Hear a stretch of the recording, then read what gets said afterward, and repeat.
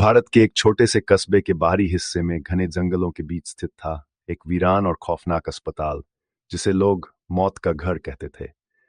यह अस्पताल दशकों पहले एक मशहूर चिकित्सा संस्थान हुआ करता था, लेकिन आज यह अंधेरे और रहस्यमय घटनाओं का गढ़ बन चुका था।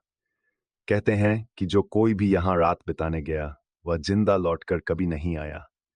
लोगों का मानना था कि यहाँ की दीवारें उन मरीजों की चीखों से भरी हुई हैं, जिनकी दर्दनाक मौतें इस अस्पताल में हुई थीं। कहते हैं डॉक्टरों की लालच और क्रूरता ने यहाँ मौत को आमंत्रित किया था। आज ये अस्पताल एक खौफनाक राज के साथ खड़ा था। रवि, मोहित, सीमा और अंकुर, चार दोस्त जो भूत प्रेत की कहानियों पर यकीन नहीं करते थे। ये युवा अपने गांव के जाने माने साहसी थे। रवि ने एक दिन सबको चुनौती दी, इस अस्पताल की सच्चाई जानने कोई नहीं गया। अगर हम वहां रात भर रुके तो ये अफवाहें खत्म हो जाएंगी। सीमा ने हिचकिचाते हुए कहा, लेकिन रवि, अगर यह सच हुआ तो? मोहित हंसते हुए बोला, भूत प्रेत सिर्फ कहानियों में होते हैं, डरने की जरूरत नहीं।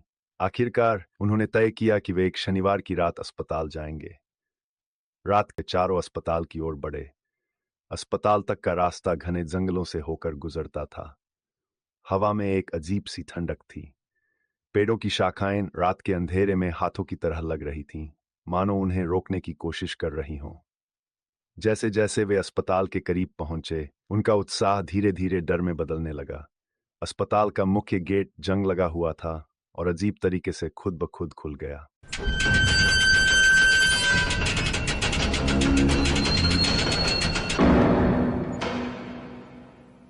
अंदर कदम रखते ही उन्हें महसूस हुआ कि यह जगह बहुत अजीब थी। दीवारों पर फटी हुई पट्टियां लटकी थीं, खून जैसे निशान जगह जगह फैले थे। अस्पताल में घना अंधेरा था और उनकी टॉर्च की रोशनी भी डरावनी परछाइयां बना रही थी। मोहित ने हंसते हुए कहा, यहां तो कोई चूहा भी नहीं दिख रहा, लेकिन उसकी हंसी में घबराहट साफ छलक रही थी। सीमा ने कहा, मुझे तो यहां से वापस चलना चाहिए, ये जगह सही नहीं लग रही। रवि ने उसे चुप रहने को कहा और सबको आगे बढ़ने को कहा। जैसे ही वे अस्पताल के पुराने रिसेप्शन हॉल में पहुंचे, उन्हें एक अजीब आवाज सुनाई दी। ये एक बच्चे के रोने की आवाज थी जो कहीं दूर से आ रही थी।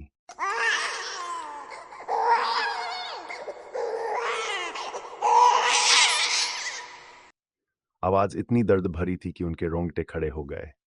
मोहित ने फुसफुसाते हुए कहा, क्या यहां सच में कोई बच्चा हो सकता है? रवि ने कहा, चलो देखते हैं, हो सकता है कोई बच्चा भटक गया हो। वे आवाज का पीछा करते हुए अस्पताल के बच्चों के वार्ड में पहुंचे। वहां का दृश्य और भी भयावह था। छोटे छोटे बेड टूटे हुए थे, उनके गद्दों पर खून के धब्बे थे। एक पुराना खिलौना अपनी जगह पर हिल रहा था, मानो किसी ने उसे छुआ हो। जैसे ही रवि ने उस खिलौने को उठाया, कमरे में अचानक एक काले साए ने प्रवेश किया। यह साया बहुत बड़ा था, उसकी लाल आंखें अंधेरे में चमक रही थीं। तुम लोग यहाँ क्यों आए हो? एक गहरी गूंजती हुई आवाज ने पूरे कमरे को कंपा दिया। डर के मारे वे भागते हुए ऑपरेशन थिएटर पहुंचे। वहां एक ऑपरेशन टेबल पर एक सफेद कपड़ा पड़ा था। कपड़े के नीचे से किसी के सांस लेने की आवाज आ रही थी। मोहित ने डरते हुए कहा, कोई वहां लेटा हुआ है। रवि ने कपड़ा हटाने की हिम्मत। जैसे ही उसने कपड़ा हटाया, उसके नीचे एक नर्स की लाश थी। उसकी आंखें खून से सनी हुई थीं और चेहरा पूरी तरह विकृत था। अचानक वह नर्स उठ खड़ी हुई और तेज आवाज में हंसने लगी और चिल्लाते हुए कहा, यह अस्पताल तुम्हें जिंदा नहीं छोड़ेगा। भागते भागते उन्हें एक पुरानी फाइल मिली। उसमें लिखा था, यह अस्पताल कभी डॉक्टर मलिक के नेतृत्व में चला करता था। वह अंगों की तस्करी करता था और मरीजों को बिना उनकी मर्जी के मार दिया जाता था।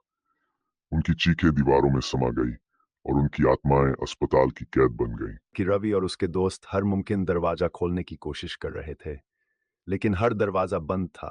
दीवारों से खून टपकने लगा, चीखें चारों ओर गूंजने लगीं। सीमा फूट फूट कर रोने लगी। हमें छोड़ दो, हमें जाने दो, उसने चिल्लाते हुए कहा। अचानक अस्पताल के फर्श पर दरारें आने लगीं। जमीन से काले हाथ निकलकर उन्हें पकड़ने लगे। मोहित उन हाथों से बचने की कोशिश कर रहा था, लेकिन वह खींचा गया। रवि और सीमा किसी तरह खिड़की तोड़कर बाहर कूदे। जैसे ही वे बाहर आए, उन्होंने देखा कि मोहित और अंकुर अस्पताल के अंदर गायब हो चुके थे। उन्होंने पलटकर देखा तो अस्पताल पूरी तरह धुएं में तब्दील हो गया। आज भी जब रवि सोने की कोशिश करता है, उसे मोहित और अंकुर की चीखें सुनाई देती हैं। वह जानता है कि वह कभी उस रात के आतंक से मुक्त नहीं हो पाएगा। क्या आप इतनी हिम्मत रखते हैं कि मौत के इस घर में कदम रखें? आपको ये स्टोरी अच्छी लगी हो तो प्लीज़ हमारे चैनल को लाइक एंड सब्सक्राइब कीजिएगा ताकि नई आने वाली स्टोरी को आप नोटिफिकेशन पा सकें। Thank you for watching.